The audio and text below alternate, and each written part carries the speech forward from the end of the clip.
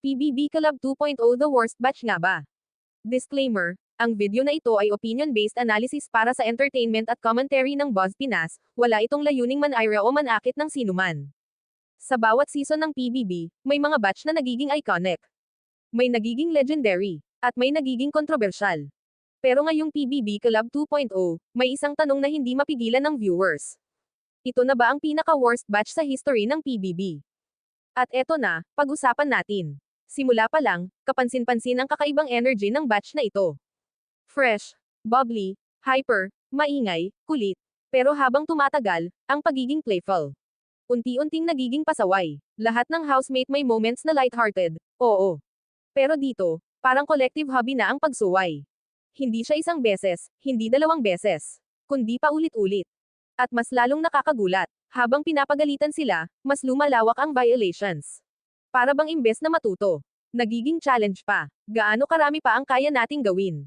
Kung dati, konting warning pa lang ni Kuya, yung buong bahay tahimik. Ngayon, halos wala ng impact, parang white noise. Parang background music. At dito pumapasok ang pinaka-root ng issue. Disiplina. May impression na maraming housemates ngayon.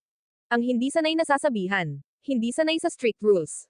At hindi sanay na kuya type na authority figure. Nos-anay sa comfort. Nos-anay na may nagbibigay ng reminders. At biglang ipinasok sa isang environment na full-on discipline-based competition. Ayan na nga, bagsak ang batch.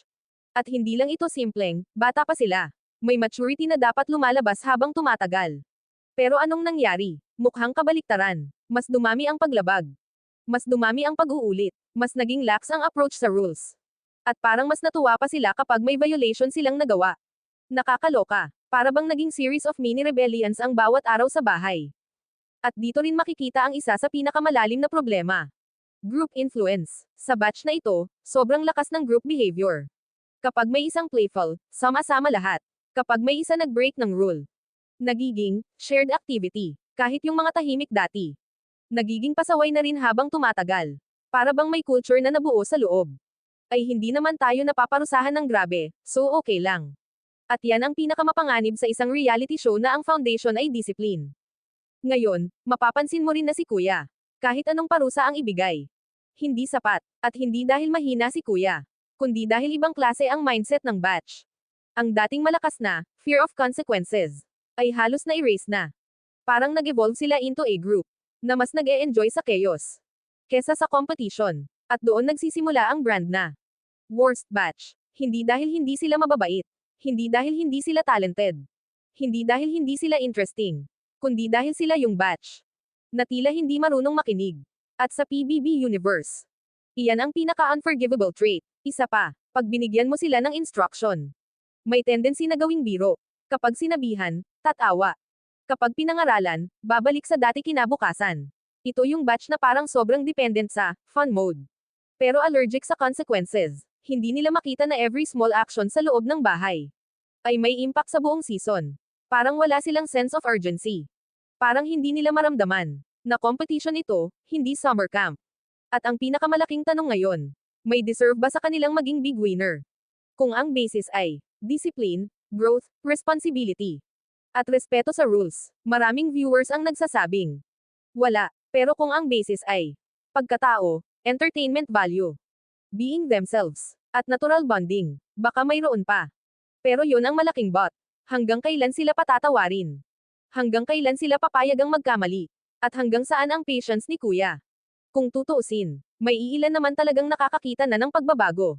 May mga housemates na nagsisimula ng mag-adjust.